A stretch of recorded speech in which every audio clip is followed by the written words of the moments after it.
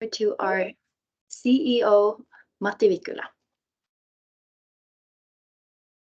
Thank you very much, Heidi.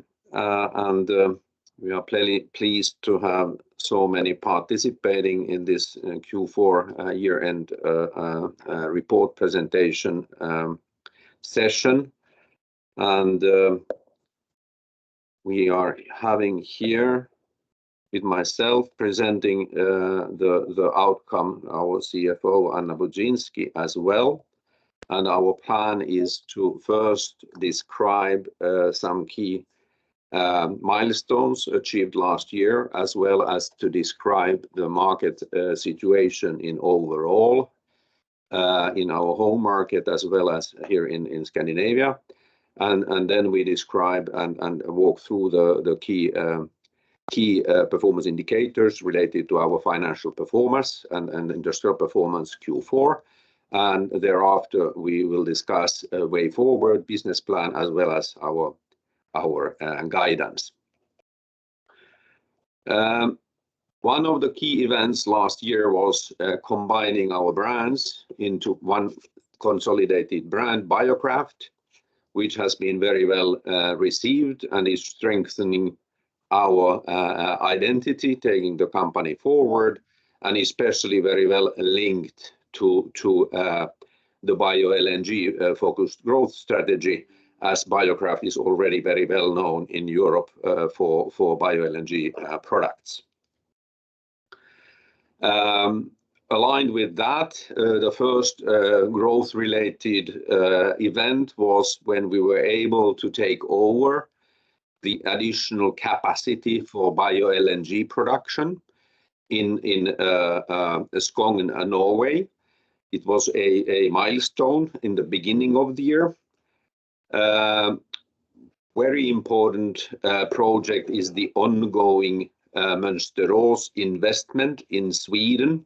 As you can see that in the beginning of the year, when we have just after the final investment decision, we started the groundworks, and now in December we are already very long in our investment execution according to our plan.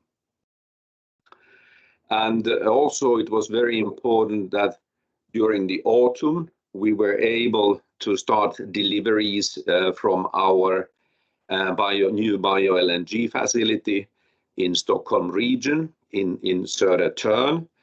It's important part in our transformation, taking the company to next level.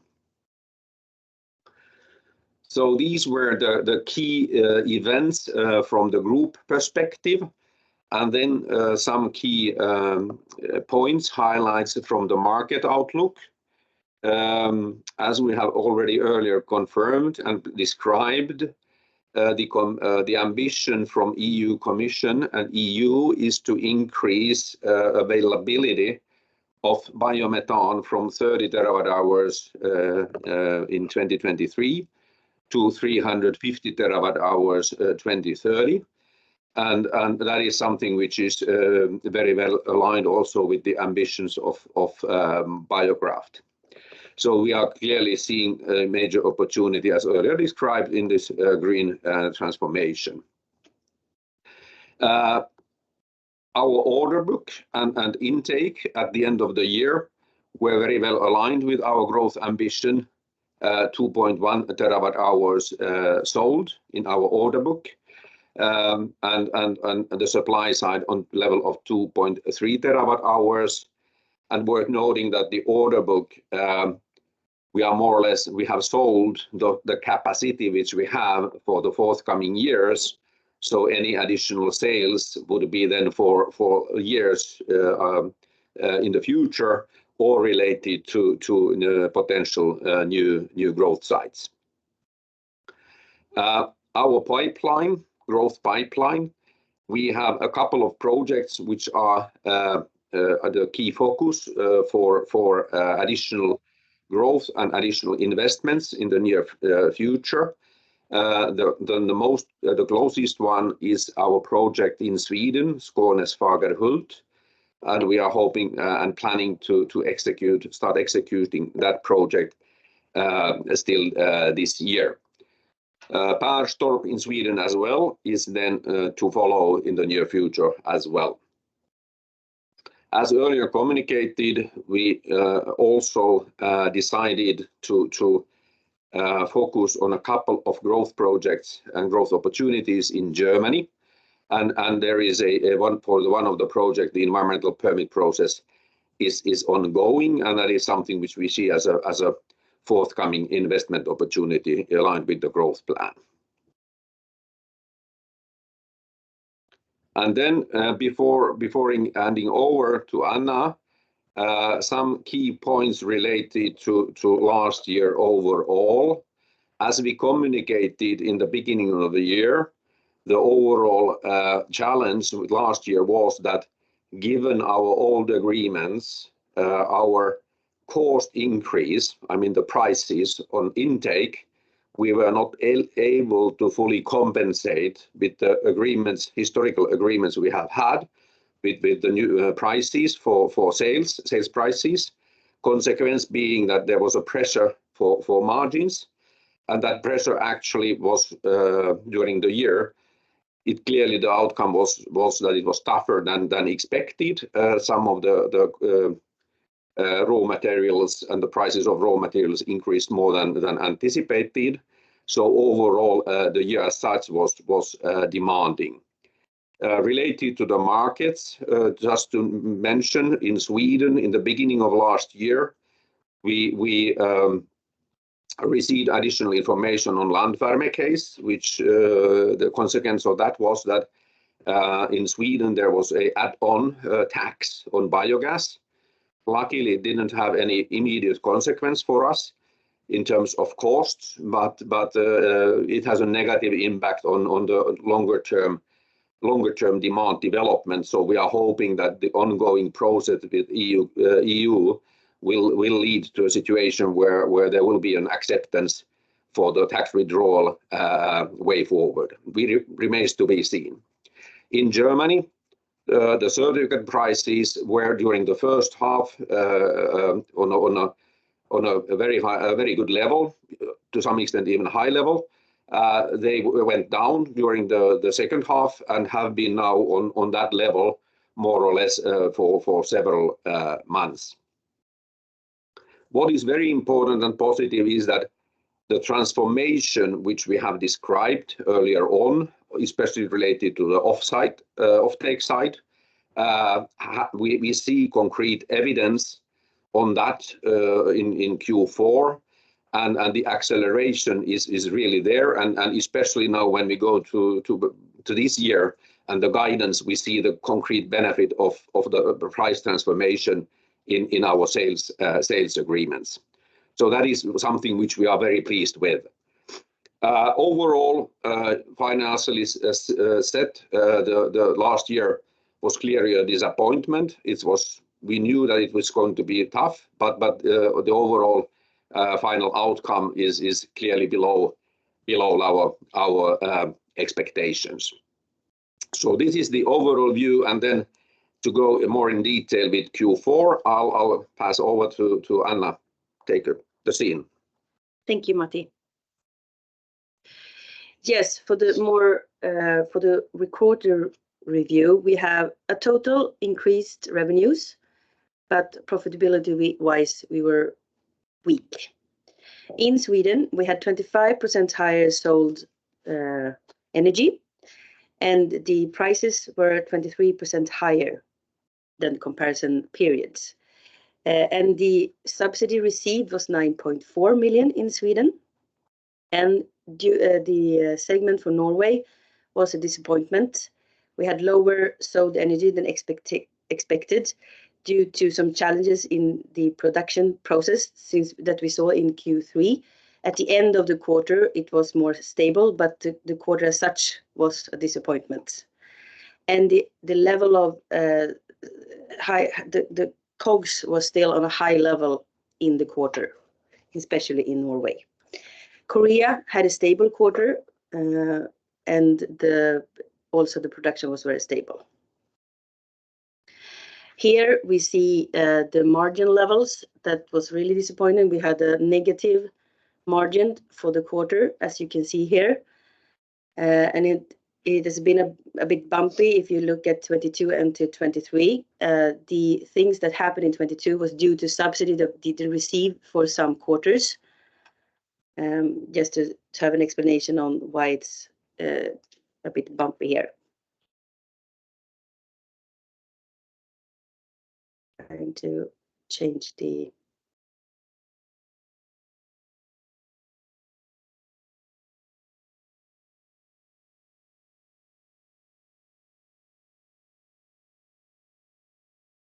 So thank you. Cash-wise, we had 295 million at the end of the quarter, and we had a significant increase from operating activities. Still, we made interest payments of 76 million. Our working capital was improved by 40 million. We had a high activity in investments for components of 550 million, mainly due to the project in Mönsterås and our project in Södertörn called Stockholm Bio-LNG in our quarterly report. We received investment grants of 129 million for the quarter. And we did a withdrawal in our loan facility of 150 million. And we still have 150 in that facility. So total cash at the end was 295 million. If we do the financial position, as you know, we have almost 240 million in financial leasing in our balance sheets, both assets and liability. But total available cash is 500 million, approximately 300 on the bank, and still 150 million in our loan facility and 64 million in the bond that we have. We still have our own holdings there. So that's the total cash position.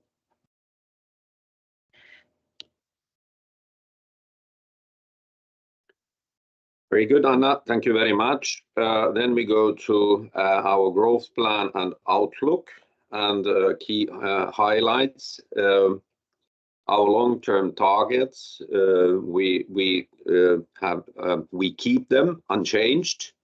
Target is to reach 3 TWh 2030, 1.2 TWh 2026. And even the longer-term financial targets, which we have had, which were established already or confirmed several years back, they are still valid. However, then for operating EBITDA margin, we will give a separate guidance for this year. And as communicated earlier on, the 30% level is a challenging level for this year. And we keep also our sustainability targets confirmed. The pipeline, the growth pipeline and the status of projects, as mentioned, the Stockholm Bio-LNG is a project which has been commissioned or is under commissioning as we speak. We had some delays, some issues, especially, the technical supplier. We have not yet taken over the facility, thus the volumes delivered were somewhat lower for LBG than we expected, but we are now expecting to be able to take over the facility in the near future. Mönsterås is in good progress, excellent progress in terms of the installments and executing the project investment at site.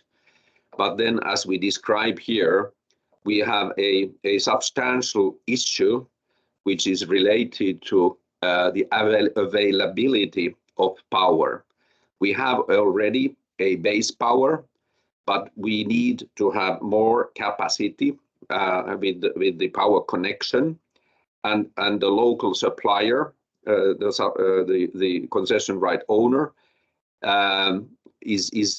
has such a huge demand from different players that they are in trouble assuring availability for installments. So that means that there's a risk for us that the project will be delayed by 6 to 12 months, and that is something which we are now, of course, actively working with.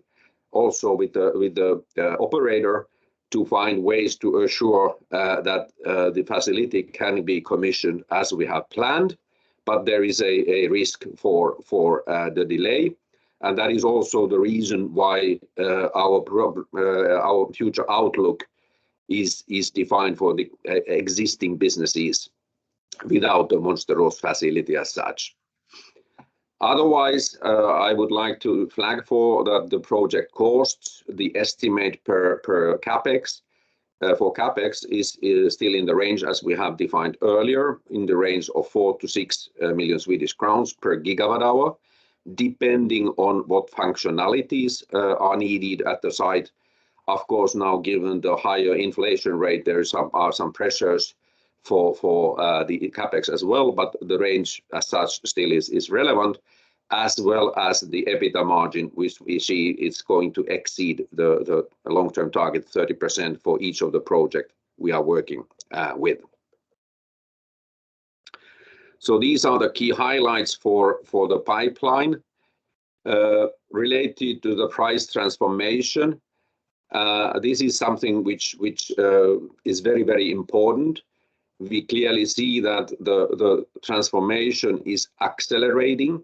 So when we published our Q3 report, we assumed that the share of new agreements or volumes based on new agreements for this year would be on a level of 50% plus.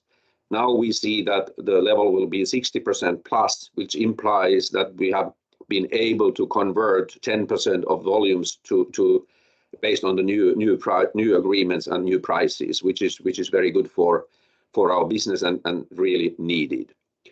And of course, then our Stockholm Bio-LNG facility is also accelerating this and making it possible that we can make this transition and execute it. And then the average selling price for our biomethane, which is, I mean, in the order book, is on a level of 1,400 Swedish crowns per megawatt hour, and this is now without potential production subsidies here in Sweden. Very important and very positive. Forward-looking statement. The market in Europe is strong. However, there is a very strong fragmentation in terms of pricing, depending on which market and country we are looking for. We are looking for systematic and continuous work with our operations to assure a improved robustness for the facilities and to be able to assure stability in a way which we have not yet achieved. And we see that the long-term group profitability 30% as EBITDA margin is something we remain firm with. Outlook, as mentioned, we see that the price, given the new prices, more than 60% will be of our sales will be based on the new volumes, and that even now not only on annual level but also from the Q1 onwards. We also see that the increased costs, especially related to chemicals, will probably remain on a pretty high level.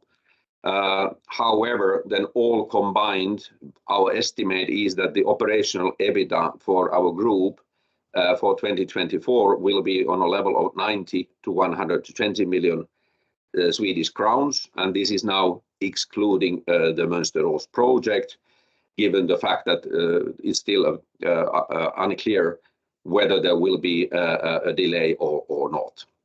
And we also forecast that the profitability based on operational EBITDA 2025 will be at least on the same level as 2024.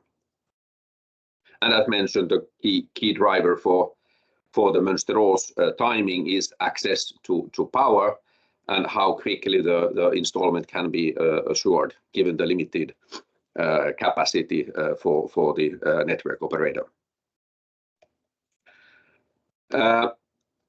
Some words on the key events after the period.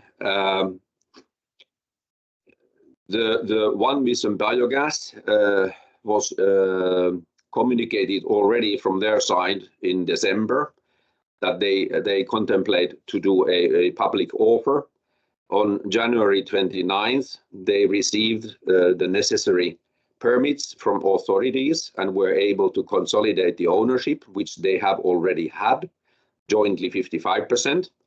So this is something which in terms of the ownership structure of the company, they had already this ownership stake jointly before this consolidation, and this consolidation has now been taken, has been executed in late January, early February.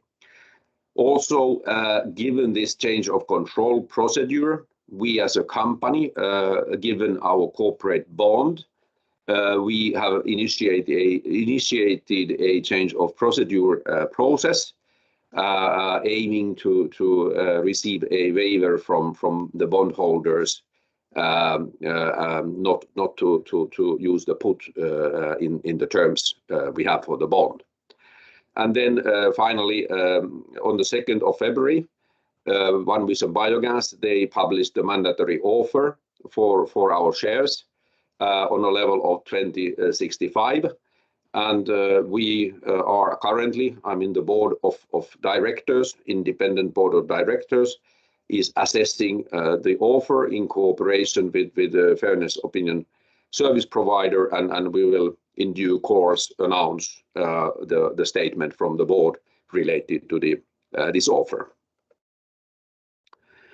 I think that these were the key highlights from our quarterly report and annual review. So now feel free to make any questions, and we will then be available to answer.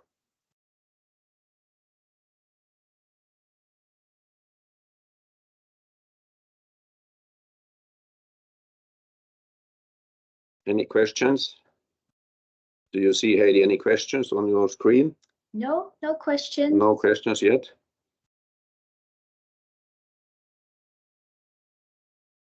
We wait for a while still. We have a comprehensive audience participating, which is very nice. Thank you for the participation. If there aren't any additional questions. No, there aren't any questions at this point of time. So then thank you very much for participating, and we wish you a very nice day. Thank you very much.